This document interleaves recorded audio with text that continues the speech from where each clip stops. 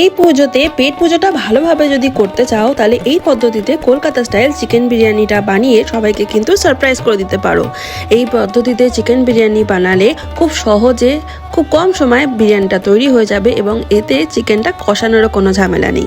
So hello everyone, welcome back to my channel and as usual you know the trick, please do like, share and subscribe my channel. So without further ado, let's get started. তো খুব কম সময়ে chicken biryani বানানোর জন্য আমরা প্রথমে এখানে আলুগুলোকে সেদ্ধ করে নেব। তো এখানে আমি একটা কুকার নিয়ে নিয়েছি আর এখানে আলুগুলোকে কিন্তু এরকম বড় বড় পিস করে কেটে নিতে হবে। আর আলুগুলোকে আমরা এখানে 1 থেকে 2 সিটি হওয়া অবধি ভালোভাবে সেদ্ধ করে নেব। আলুগুলো সেদ্ধ করার সময় খেয়াল রাখতে হবে আলুটা যেন একদম ম্যাশি না হয়ে যায়। আর আলুটা সেদ্ধ করার সময় আমি এখানে দিয়ে দিচ্ছি জল, তারই সঙ্গে অ্যাড করব এখানে দুধ, 1/2 কাপ জল আর 1/4 কাপ দুধ আমি এখানে অ্যাড করে দিচ্ছি একটুখানি। তার সাথে যাবে নুন আর লিটল বিট অফ কেওড়া এসেন্স। আর এবার এটাকে আমি ভালোভাবে কুক করে নেব। তো আলুটা এখানে যতক্ষণে সেদ্ধ হচ্ছে আমি কিন্তু বিসাইডলি চালটাকেও কুক করে নেব। তো তার জন্য আমি এখানে একটা বড় বাটিতে অনেকটা পরিমাণে জল বসিয়ে দিয়েছি, মোটামুটি 4 কাপ মতো জল আমি এখানে গরম হতে বসিয়ে দিয়েছি। তারই মধ্যে আমি এখানে অ্যাড করে দেবো একটুখানি নুন। আর এরপর জলটা যখন হালকা গরম হতে শুরু করবে তার মধ্যে আমি কিছু গরম মশলা অ্যাড করব। আমি এখানে অ্যাড করে দিচ্ছি একটা দালচিনি, কয়েকটা লবঙ্গ, 2টো এলাচ, তার সঙ্গে আমি অ্যাড করে দিচ্ছি কটা গোটা গোলমরিচ। এই গরম মশলাগুলো খানিকক্ষণ ভালোভাবে জলের মধ্যে ফুটতে দেবো। এতে কি হবে, জলের মধ্যে এর ফ্লেভারটা ভালোভাবে অ্যাড হয়ে যাবে। তারপর ভালোভাবে 1 থেকে 2 মিনিট মতো ফুটে গেলে তারপরে আমরা এখানে মোটামুটি 2 কাপ মতো চাল অ্যাড করে দেবো। এখানে আমি বাসমতি চাল ইউজ করেছি। বাসমতি চালটাকে ভালো করে ধুয়ে জল ঝরিয়ে নিতে হবে। আর এবার এটাকে আমরা ভালোভাবে কুক করে নেব। তো এখানে একটা জিনিসের খেয়াল রাখতে হবে, যখন চালটা আমরা কুক করবো তখন লবণের পরিমাণটা একটু বেশি রাখবে। এতে কি হবে, বিরিয়ানিতে যে নুনের পরিমাণটা হবে সেটা কিন্তু ব্যালেন্স হয়ে যাবে। আর চালটাকে আমরা ততক্ষণই কুক করবো যতক্ষণ না এটা 80% মতো কুক হচ্ছে।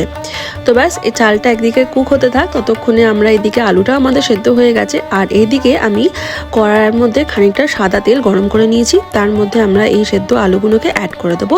এই স্টেজেতে নুন অ্যাড করার দরকার নেই, এগুলোকে হালকা লালচে করে ভালোভাবে ফ্রাই করে নিয়ে আলুগুলোকে সাইডে রেখে দেবো। আর ততক্ষণে এখানে আমাদের চালটাও ভালোভাবে কুক হয়ে গেছে, মোটামুটি 80% মতো কুক হয়ে গেছে। এবার এটাকে ভালোভাবে জল ঝরিয়ে আমরা রেখে দেবো। কোনো রকম যেন জল এখানে না থাকে সেদিকে খেয়াল রাখতে হবে। আর এখানে আমি একটা এরকম ফুটোওয়ালা পাত্রের ওপরে চালটাকে ভালো করে স্প্রেড করে রেখে দেবো মোটামুটি 20 থেকে 25 মিনিটের জন্য। এতে কি হবে, চালটা একদম ঝরঝরে হয়ে যাবে। তো ব্যাস, এবার আমাদের মোটামুটি লাস্ট স্টেপের দিকে আমরা চলে এসেছি।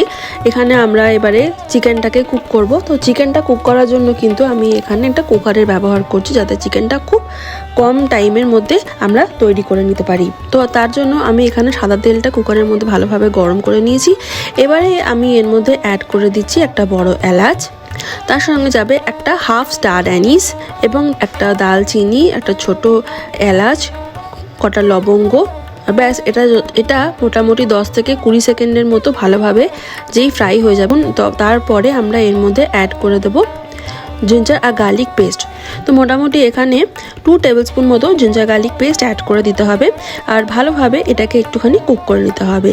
তো যখনই মোটামুটি জিঞ্জার গার্লিকটা ভালোভাবে ফ্রাই হয়ে যাবে আমরা এখানে অ্যাড করে দেবো পেঁয়াজের পেস্ট। তো মোটামুটি আমি এখানে 2 থেকে 3টে বড় সাইজের পেঁয়াজকে ভালোভাবে গ্রেট করে নিয়েছি। এটাকে এখানে ভালোভাবে আমরা কুক করে নেব। তো এরপর আমি এখানে অ্যাড করে দেবো জিঞ্জার গার্লিক আর অনিয়ন পেস্ট। যখন ভালোভাবে ফ্রাই হয়ে যাবে আমি এখানে কিছু মশলা অ্যাড করছি। এখানে অ্যাড করে দিচ্ছি মোটামুটি 1/2 টিস্পুন মতো হলুদ গুঁড়ো, 1 টিস্পুন জিরে, ধনে আর রেড চিলি পাউডার। তার সঙ্গে আমি এখানে রেডিমেড যে শাহি বিরিয়ানি মশলা আছে সেটা অ্যাড করে দিচ্ছি মোটামুটি 1 টিস্পুন মতো। প্রতিটা মশলাই আমি মোটামুটি এখানে 1 টিস্পুন মতো অ্যাড করেছি। এবারে এই মশলাটাকে ভালোভাবে একটুখানি ফ্রাই করে নেব। যদি এখানে একটুখানি জল অ্যাড করতে হয় তো এখানে তোমরা একটু জল অ্যাড করে নিতে পারো। তো এই মশলাটা যখন ভালোভাবে ফ্রাই হয়ে তেল ছেড়ে দেবে তখন আমি এখানে অ্যাড করে দেবো মোটামুটি 2টো টমেটো, যেটাকে আমি গ্রেট করে নিয়েছি। তারই সঙ্গে আমি এখানে অ্যাড করে দিচ্ছি পরিমাণ মতো নুন। এবার ভালোভাবে এটাকে ফ্রাই করে নিতে হবে।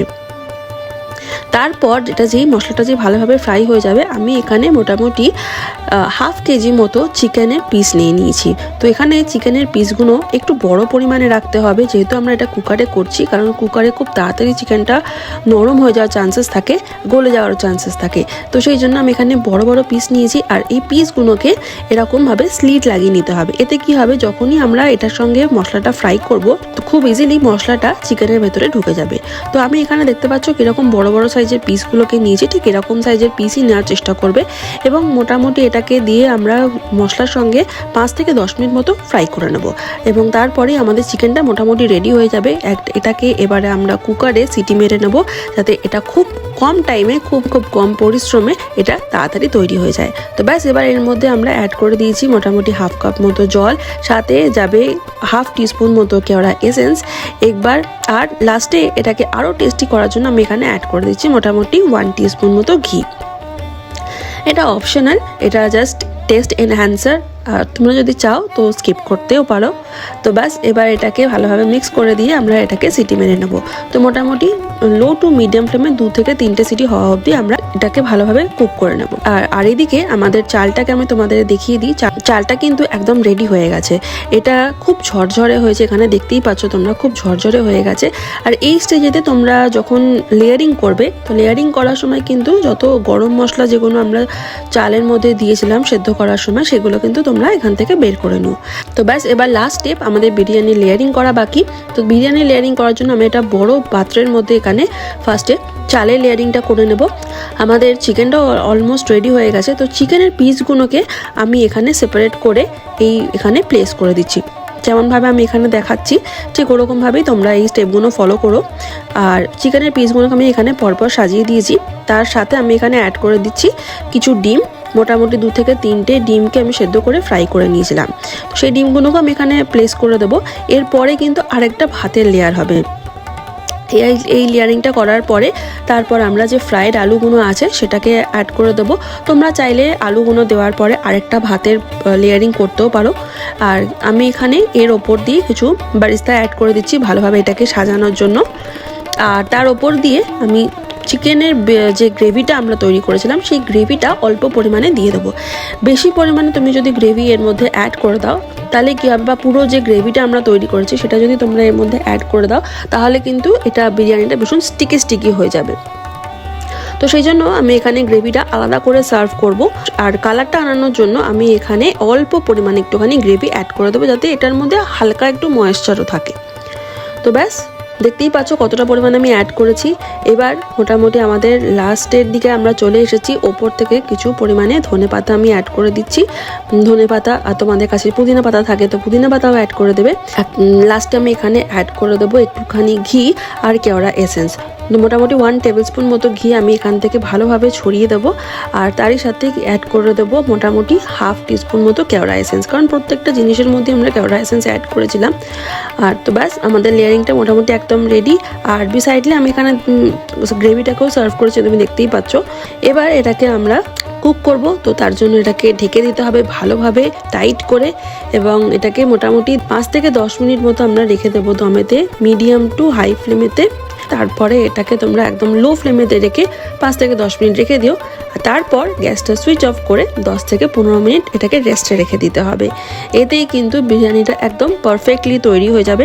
আমি তোমাদের এখানে এটা সার্ভ করে দেখাচ্ছি কতটা ঝরঝরে এই বিরিয়ানিটা তৈরি হয়েছে, ঠিক যেমন আমাদের মার্কেটে সার্ভ করা হয় একদম অমনিভাবে আমি এখানে কিন্তু তৈরি করে তোমাদেরকে দেখিয়ে দিলাম।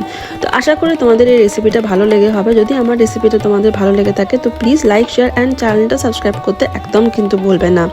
আর তোমার যদি এই রেসিপিটা ভালো লেগে থাকে তাহলে কিন্তু নিজের ফ্যামিলি আর ফ্রেন্ডসের সাথেও এই রেসিপিটা বা আমার অন্যান্য যা যা রেসিপি আছে তুমি কিন্তু সেগুলো চেক আউট করে সেগুলোকেও শেয়ার করে দিতে পারো। তো প্লিজ চ্যানেলটিকে সাবস্ক্রাইব করতে যেন ভুলো না। আর দেখা হচ্ছে খুব শীঘ্রই পরের একটি রেসিপি নিয়ে। ততক্ষণের জন্য টাটা।